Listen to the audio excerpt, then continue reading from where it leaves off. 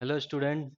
और कल वाले क्लास के बाद कमेंट देखने के बाद मुझे ये पता लगा कि सबसे पहले प्रॉब्लम तो आपको ये थी कि कमेंट कई लोगों ने किया है कि मैं थोड़ा तेज पढ़ा रहा हूँ, है ना। तो सबसे पहले तो मैं इतना यूज टू हूँ नहीं ना ऑनलाइन क्लास के लिए। तो कल ये पहली क्लास थी तो हो सकता है थोड़ा तेज जा रहा हूँ मैं। और दूसरी प्रॉब्लम, कई लोगों के कमेंट मैंने ये देखे कि ये विजिबिलिटी की प्रॉब्लम थी। तो आज उसके लिए मैं क्या कर रहा हूँ, ये वाइट बोर्ड पे ब्लैक इंक यूज़ करता हूँ मैं। ठीक है।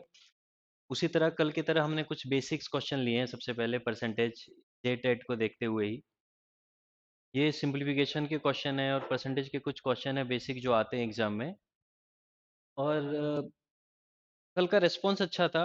कई लोगों को देखा मैंने, लाइक्स कमेंट बड़े अच्छे आ रहे थे और सब्सक्राइब भी ठीक ठाक ही हो रहे थे।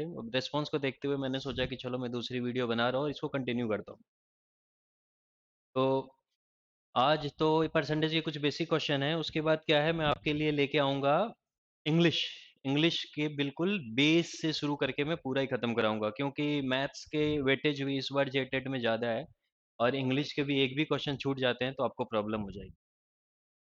तो इंग्लिश के लिए सबसे पहले मैं पार्ट्स ऑफ स्पीच से शुरू करूंगा।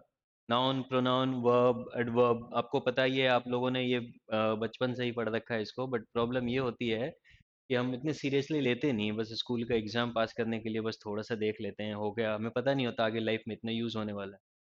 चलो वो तो नेक्स्ट क्लास हम करेंगे। अब कुछ ये सिंप्लीफिकेशन के क्वेश्चन है ना। मैं आपको स्पेस दे देता हूँ, आप पहले आराम से देख लीजिए ये क्वेश्चन है क्या। ये सब क्वेश्चन आपने देखे होंगे कि एग्जाम में बहुत आते हैं। आज मैं थोड़ा स्लो और आराम आराम से बताऊंगा, आप एक बार क्वेश्चन देख लो।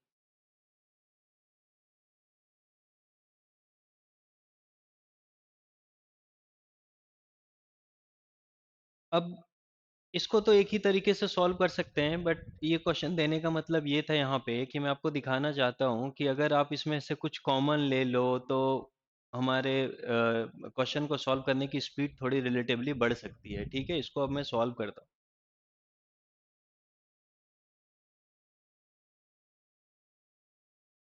25% ऑफ की जगह पे आपको पता है कि मल्टीप्लाई आता है 960। आज विजिबल होगा मेरे हिसाब से, है ना। ये काफ़ी बड़ा बड़ा लिख रहा हूँ मैं। हाँ ठीक है, विजिबिलिटी तो यहाँ इसकी स्क्रीन पे अच्छी आ रही है। चलो,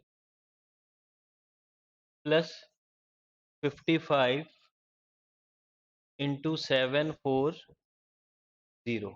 ठीक है। आपको पता है परसेंटेज को अगर हम हटाते हैं तो क्या आता है नीचे, 100। यहाँ पे भी 100। मैं आपको कॉमन लेने के लिए इसलिए कह रहा था कि चीज़ें थोड़ी आसान हो जाती है और छोटी हो जाती है। इसको या तो आप सबसे पहले इसको मल्टीप्लाई करो, इसको मल्टीप्लाई करो, उसके बाद फिर 100 एलसीएम लो नीचे। ये थोड़ा लंबा हो जाता है, हम इसको देखते हैं। छोटा सा क्वेश्चन लिया मैंने, बट देखो आप इसको कैसे कर सकते हैं आसानी से। बेसिक रूल है, एक एक जीरो आप हटा दो। ठीक है।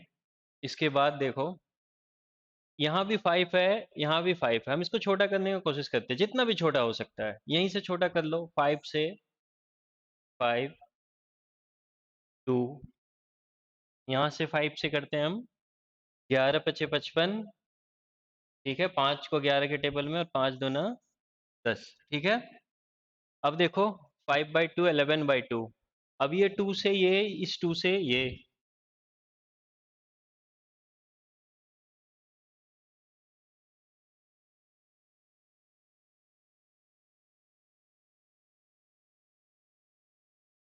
अब क्या करना है, आप अब यहाँ कुछ कॉमन लेने के लिए हमारे पास है नहीं। अब क्या, ये सिंपल सा एक क्वेश्चन दे दिया था कि ये एग्जाम में आए हुए क्वेश्चन है और ये सिंपलीफिकेशन के क्वेश्चन आते हैं।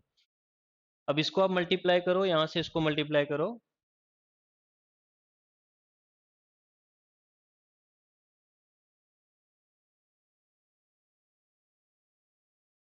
ठीक है।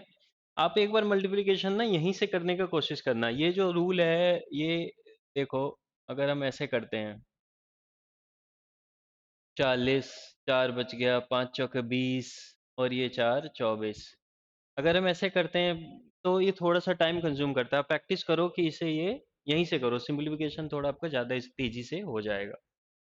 37 को 11 से, 37, 37,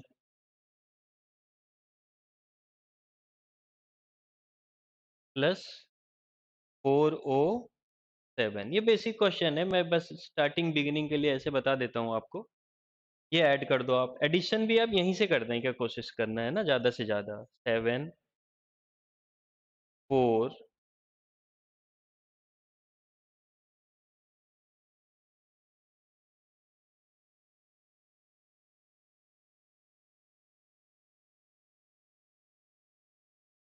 6 4 7 है ना। अब देख लो, आप यहाँ पे 6 4 7 कौन सा ऑप्शन है? ये फर्स्ट वाला। आसान है। अब ये क्वेश्चन मैंने क्यों कराया, ये क्वेश्चन मैंने आपको इसलिए कराया कि सिंपलीफिकेशन के आप जो बेसिक जेटेट के बुक लोगे तो उसमें स्टार्टिंग में ही, या आर एस अग्रवाल आप चाहो तो खरीद सकते हो, उसमें स्टार्टिंग में ही सिंपलीफिकेशन के बहुत से क्वेश्चन होंगे। इसको आप तेजी से बनाओ, ज़्यादा से ज़्यादा बनाओ, है ना। रोज 30 40 50 जितना तेजी से बनाओगे ये इतना इतनी इस पे स्ट्रांग होल्ड और स्पीड आपकी आती जाएगी। ठीक है, चलिए नेक्स्ट क्वेश्चन देखते हैं हम।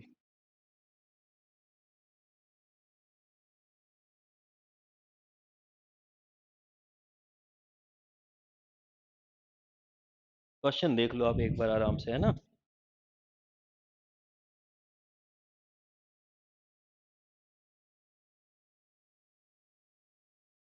मैं बता देता हूँ, एक बार देख लो। क्वेश्चन में है, if the difference between 12% and 2% of a number is 50, then what is the 300% of that number. ठीक है। आपसे ये भी पूछ सकता है कि सिंपल सीधा सीधा आपको उसका वो नंबर ही पूछ सकता है। यहाँ पे तो थोड़ा एक स्टेप आगे जाके उसका 30% पूछा है। नहीं तो आपको सीधे सीधे पूछ सकता है कि डिफरेंस दो नंबर का आपको परसेंटेज गिवन होगा, और आपसे वो नंबर पूछ सकता है वो। देख लो, आप हिंदी में देख लो। यदि यदि किसी संख्या के 12% और 2% के बीच का अंतर 50 है, तो संख्या का 30% क्या है। ठीक है। कितने तरह से हम इसको कर सकते हैं, सबसे पहले देखो आप, ये अंतर है। एक हम इसको एक्स मान के लंबे तरीके से जो बनाते हैं, वो आपको मैंने कल बता दिया था कई बार, है ना। आज आसानी से करते हैं हम इसको। आप देखो, 12% और 2% का डिफरेंस। ठीक है, थोड़ा छोटा हो गया।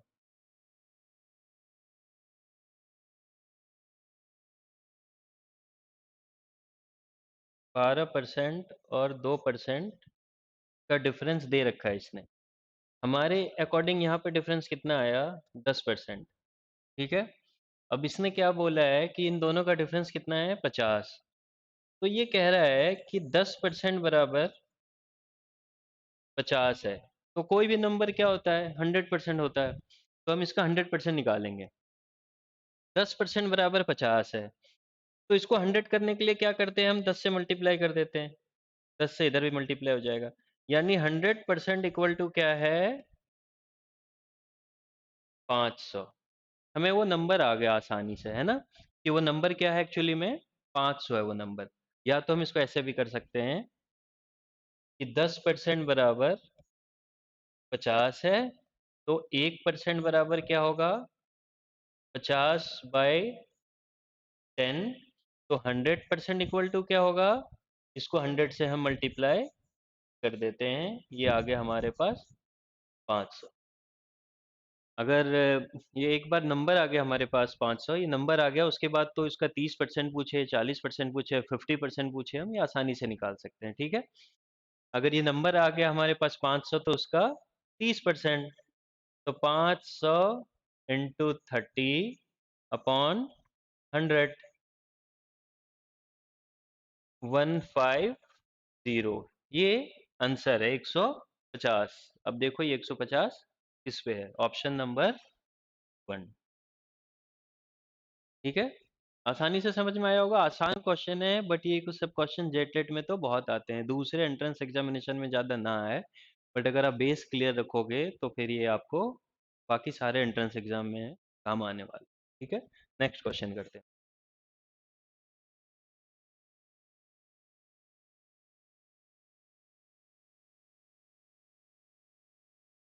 विजिबल है ना क्वेश्चन? क्वेश्चन देख लो आप।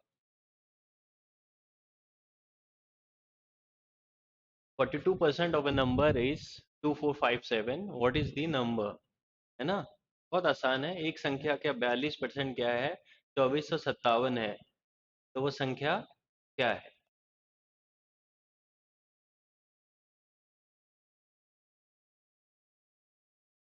कैसे बनाते हैं हम इसे स्कूल में आराम से? हम x मानते हैं। x का 42% 2457 है। ठीक है। तो x बराबर 2457 अपॉन 42, ये परसेंट हटता है तो ऊपर 100। एक हम ऐसे बनाते हैं। इसको सॉल्व कर दोगे, आंसर आ जाएगा। मैं आपको दूसरे तरीके से भी बता देता हूँ। ये कैसे होगा, हम टाइम कंज्यूम, ये सॉल्व आप कर लेना, बहुत आसान है। अब दूसरे तरीके से मैं करके बताता हूँ जो मैंने कल बताया था आपको। ठीक है।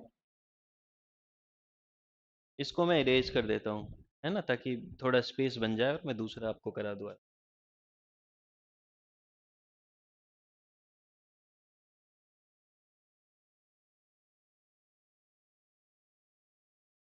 कल जो बताया था ना आपने, आपको मैंने रेशियो में 42% इक्वल अपॉन 100। ठीक है।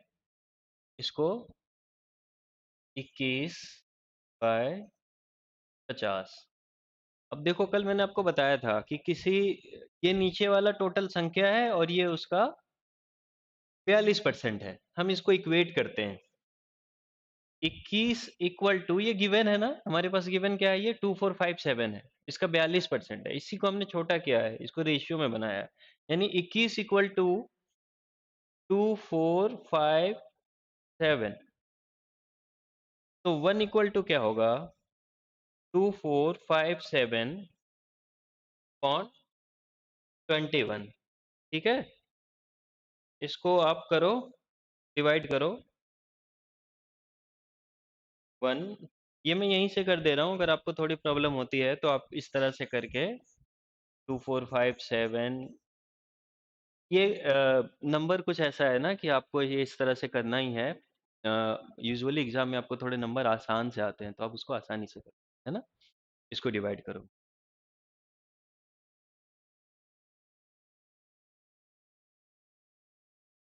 117 आएगा ये। ठीक है। अब ये देखो, एक बराबर 117 आ गया, यानी किसी नंबर का 42% जो था 21, तो 21 से हमने इक्वेट किया, तो एक बराबर 117 आ गया। हमें क्या चाहिए? ये चाहिए। तो एक बराबर 117 है, तो 50 बराबर क्या होगा?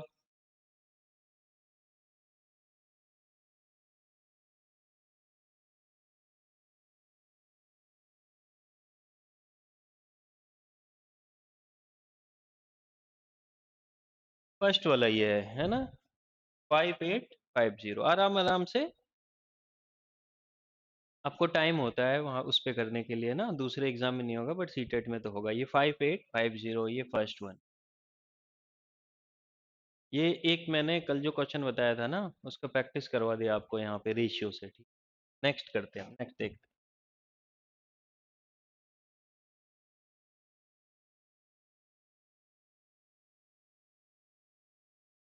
इस पे स्पेस कम है कराने को। ठीक है। क्वेश्चन देख लो आराम से आप।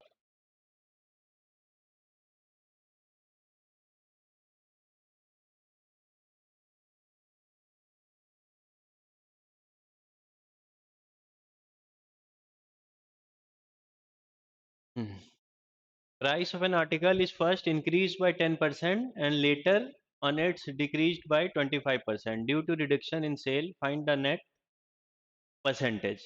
ठीक है। हिंदी में ये 10% और 10% है, और इंग्लिश में ये एक्चुअली में 25% और 10% है। एक्चुअली इसको,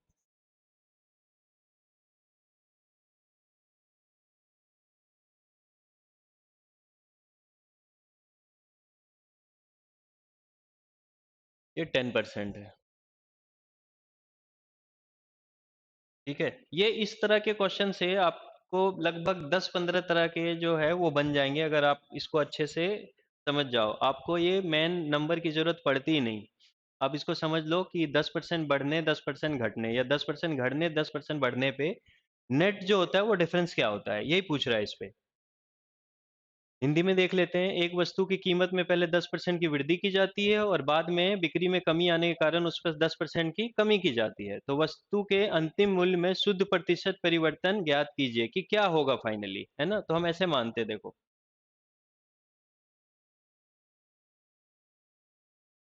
पहले इंक्रीज है, राइट।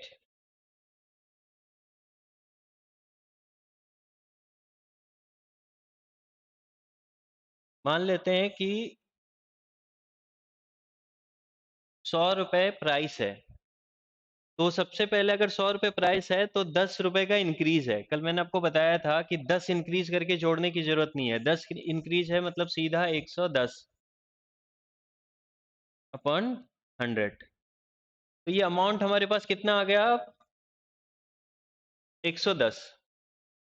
ठीक है, 10% का इंक्रीज कर दिया। अब क्या कह रहा है कि जब उसने दाम बढ़ा दिया तो हुआ क्या कि सेल में कमी हो गई। तो उसने क्या किया, सोचा कि अब ऐसा करता हूं मैं डिस्काउंट दे देता हूं कुछ इस पे। तो उसने 10% का डिस्काउंट भी दे दिया। मतलब क्या? 10% का डिस्काउंट देने के बाद 90/100, 99। अब आप सीधा देख लो कि कोई सामान अगर 100 का था, है ना, 10% बढ़ गया 110 हो गया, फिर उसने डिस्काउंट दे दिया तो 99। यानी पहले तो वो 100 का बेचता था, अब वो बढ़ाने और घटाने के बाद अब वो कितने का बेच रहा है? 99 का बेच रहा है। तो हम अब यहां से देखते हैं कि हुआ क्या, है ना। 100 का सामान था, अब 99 का वो बेच रहा है। बढ़ाने और घटाने के बाद उसका इफेक्टिव क्या आया? 99 आया। यानी हुआ क्या? 1% का डिक्रीज। 100 था और 99 हो गया, यानी 1/100 इंटू 100, यानी 1% का इसको घाटा हो गया, 1% का डिक्रीज हो गया फाइनली। ठीक है, क्लियर। चलिए नेक्स्ट देख। समझ में आ गया। मैंने इसलिए बताया कि इस तरह के क्वेश्चन आपको आते हैं, उसमें होता क्या है, बहुत बड़े बड़े भारी भरकम डिजिट दिए हुए रहते हैं, इतने बड़े नंबर दिए रहते हैं, 3 लाख 4 लाख 5 लाख, शहर की आबादी बढ़ गई 20%, शहर की आबादी घट गई 20% 30%, तो फाइनली कितने परसेंट का चेंजेस हुआ। तो इसमें क्या है कि आप वो डिजिट लेके आपको कुछ खेलना ही नहीं है। अब सीधा परसेंटेज में जब भी पूछा जाए ना तो आप नंबर छेड़ना ही नहीं। मैंने इसलिए 2-3 तरह के क्वेश्चन उस लेके आया हूँ मैं, सेम जो आपके एग्जाम में आते हैं, ताकि आप इसको ये अच्छे तरह से सीख लो। ये सीख गए ना आप परसेंटेज, तो ये बहुत टाइम बचाता है आपका इस तरह के क्वेश्चन में, है ना। ये देखो सेम क्वेश्चन है। एक कस्बे की जनसंख्या 6000 है। पहले वर्ष में 10% की वृद्धि हुई और दूसरे वर्ष में इसमें 10% की कमी हुई। ठीक है, जनसंख्या में शुद्ध प्रतिशत परिवर्तन ज्ञात कीजिए। यही मैं कह रहा था कि जब परसेंटेज पूछे ना, हम जानते हैं कि 1% डिक्रीज होगा, 10% इंक्रीज किया इसने, फिर 10% की पहले इंक्रीज, फिर 10% का डिक्रीज है। तो 1% जो पहला था। लेकिन जब आपको ये नंबर दे देता है ना, तो आप क्या करते हो कि आप ये नंबर पे आ जाते हो सीधा, आप इससे सॉल्व करना शुरू कर देते हो। हम क्या करते हैं, ले लिया 6000, अब इस पे हम 10% बढ़ाना शुरू कर देते हैं। कितना हो जाएगा? 6600। कितना बढ़ गया? 600 का इंक्रीज हो गया, है ना। पॉपुलेशन में 600 लोगों का इंक्रीज हो गया। अब कह रहा है कि शुरू में तो इंक्रीज हुआ था, बाद में जो नेक्स्ट ईयर में 10% का डिक्रीज हो गया। आबादी पहले बढ़ी थी 10%, दूसरे साल 10% की कमी हो गई। तो वही पूछ रहा है फाइनली बताओ कि क्या हुआ है। ओरिजिनल कितना था? 6000। तो अब हमने जब इस पे बढ़ा दिया 10%, तो हमारा अब पॉपुलेशन, पहले तो पॉपुलेशन 6000 था, अब पॉपुलेशन कितना हो गया? 6600। अब हम इस पे कमी करने की कोशिश करते हैं, ठीक है। अब इस पे जब हम कमी करेंगे, 6600 90/100, ठीक है। अब ये मल्टीप्लाई करो आप।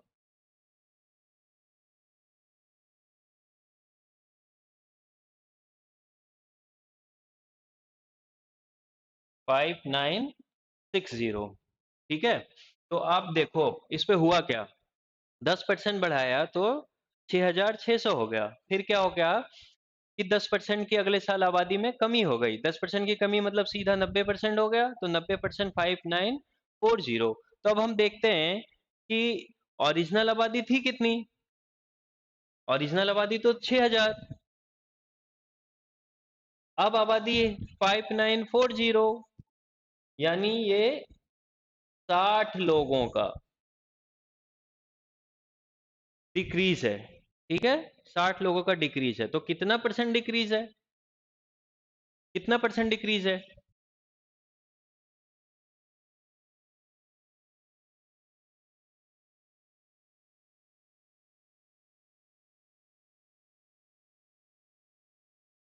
60, ये डिक्रीज है। परसेंटेज हम कैसे निकालते हैं, टोटल पे इंटू 100। दो से दो 60, 60 कैंसल आउट 1%, है ना। 1% का डिक्रीज। अब ये हमने ना यहाँ इतने नंबर से किया, क्या इस नंबर की जरूरत थी, इस नंबर की जरूरत नहीं थी। जब सीधा सीधा परसेंटेज पे जब ये कह रहा था ना, तो हमें इसकी जरूरत थी नहीं।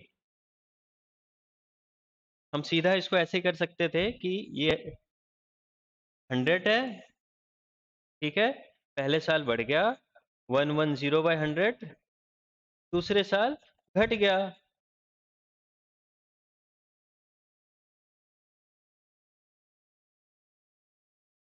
कितना हो गया सीधा 99। यानी हम समझ रहे हैं ना कि 1% का डिक्रीज। अब मुझे बताओ ये 6000 से लेके इतना, क्या हमने वो आसान था या यही आसान था। ये बहुत आसान है, हम यहीं से कर देंगे। बट ये जब हम अप्लाई करेंगे, जब क्वेश्चन हमेशा सीधे सीधे परसेंटेज में पूछा गया हो।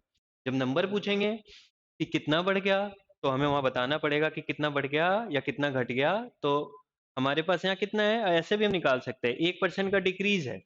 अगर वो पूछ देगा कि तुम बताओ कितने लोग घटे, तो हम ऐसे कर सकते हैं, इसका 1%, 1% घटे हैं, यानी हम सीधा यहाँ से भी 60 निकाल लेंगे। ये जब भी हमें बहुत आसान पड़ेगा उसके मुकाबले। ठीक है, चलिए नेक्स्ट क्वेश्चन देखते हैं।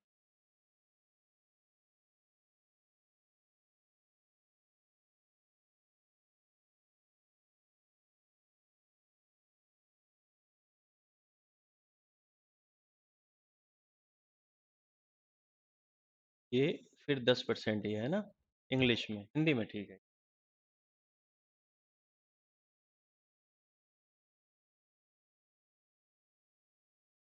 सेम क्वेश्चन मैंने दिया है ना,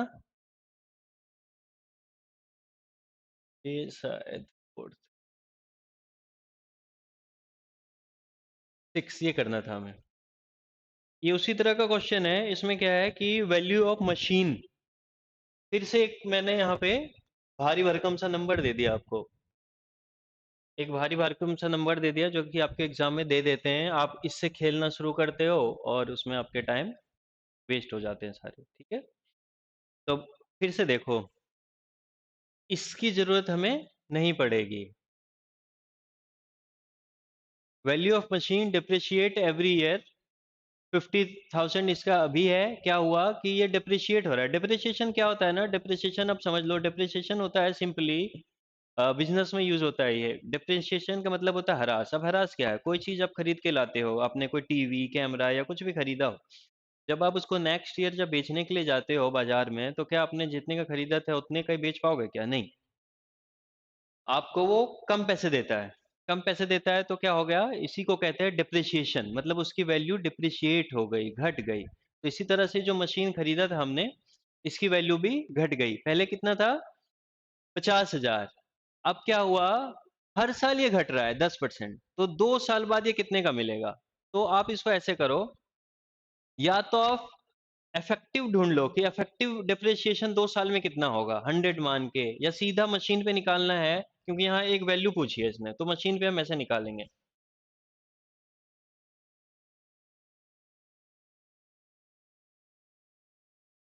50,000 की मशीन है, पहले साल भी 10% घट गया, यानी कितना हो गया, 10% घट गया, तो उसकी वैल्यू कितनी हो जाएगी, 90/100। अब ये जो वैल्यू घट के आएगी, है ना, 90/100 जो हमने निकाला, अगले साल फिर इस पे 10% का ह्रास है, तो हम एक बार कैलकुलेट करके दोबारा कैलकुलेट क्यों करेंगे, हम यहीं पे दोबारा इसी को कर देते हैं फिर से। 90/100, ये सारे जीरो जीरो कैंसल आउट करो जितने हो रहे हैं, है ना। ये हो गया, ये हो गया, यहाँ से दो है, यहाँ से दो हो गया, दो जीरो यहाँ से बच गए, है ना। मल्टीप्लीकेशन अब आसान हो गए। ये दो जीरो आप छोड़ दो, 9 को मल्टीप्लाई कर लो, तो कितना हो जाएगा, 81। अब इस 81 को 5 से मल्टीप्लाई कर लेते हैं हम।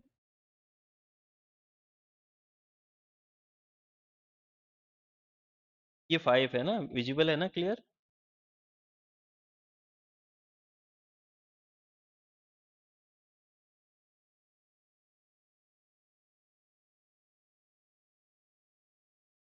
405, अब हमने यहाँ पे दो जीरो छोड़ रखे हैं, ये दो जीरो हम यहाँ पे लगा देते हैं। 40500, देखो ये आंसर आ गया हमारे पास, ये फर्स्ट वन वाला है, ठीक है।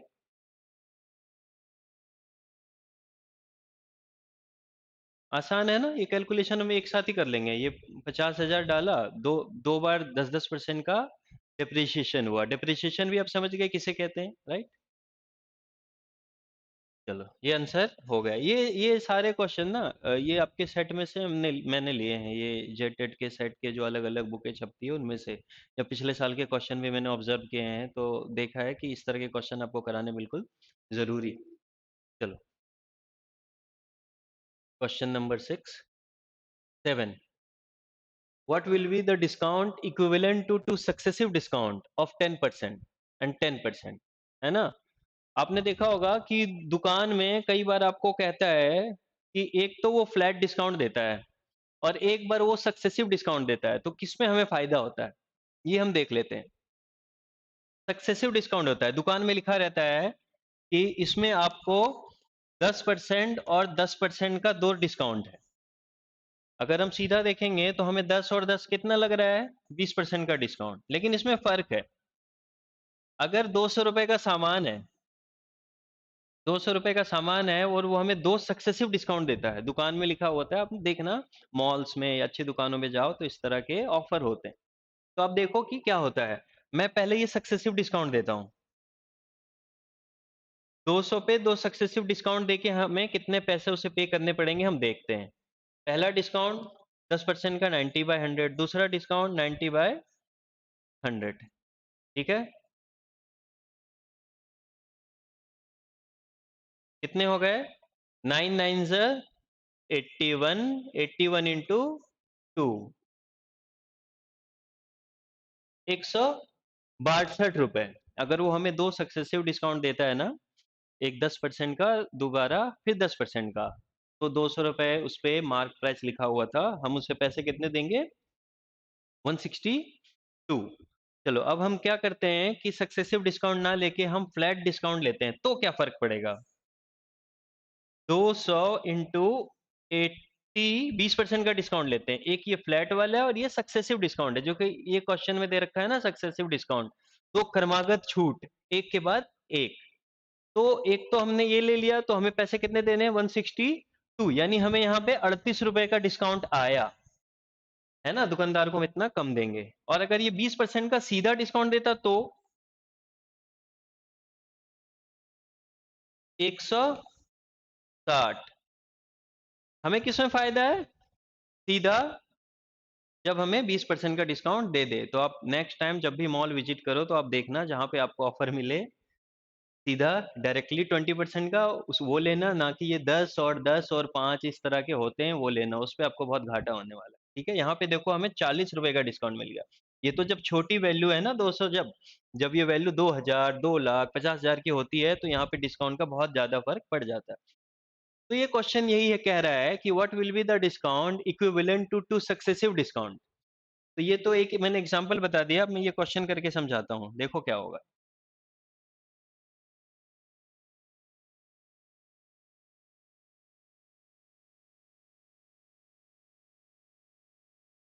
तो बोर्ड ही भर दिया मैंने लिख के।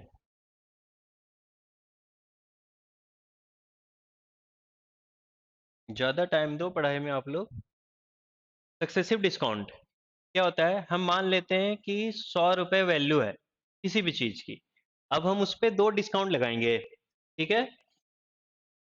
पहला डिस्काउंट लगा दिया हमने 10% का, 90/100। दूसरा डिस्काउंट लगा दिया 90/100, 81, है ना। 100 रुपए किसी चीज का प्राइस है, तो 2 सक्सेसिव डिस्काउंट लगाने पे वो हमें 81 का मिल रहा है। तो डिस्काउंट मिला कितने का? डिस्काउंट हमें मिला 19 का, है ना। 19 का मिला तो कितने परसेंट का मिला? 19/100/100। ये 100 में इसलिए लेता हूं ताकि 100 करने की जरूरत ना पड़े, क्योंकि परसेंटेज तो हम 100 में ही कैलकुलेट करते हैं, तो ये डिवाइड करके तो ये खत्म ही हो जाना है। तो हम यहीं से सीधा देख लेंगे कि 90%, ये 19%, राइट। तो 2 सक्सेसिव डिस्काउंट जब होगा 10% और 10% का, तो एक्चुअली वो क्या है? इक्विवेलेंट 19%, 19% का डिस्काउंट है, ना कि वो 20% का डिस्काउंट है। तो अब जब भी मैंने कहा ना शोरूम में जाओ, तो जो आपको 2 सक्सेसिव डिस्काउंट देते हैं ना, 10 और 10 का, तो एक्चुअली वो 20 का नहीं है, वो कितना है? उसकी वैल्यू होती है 19, ठीक है।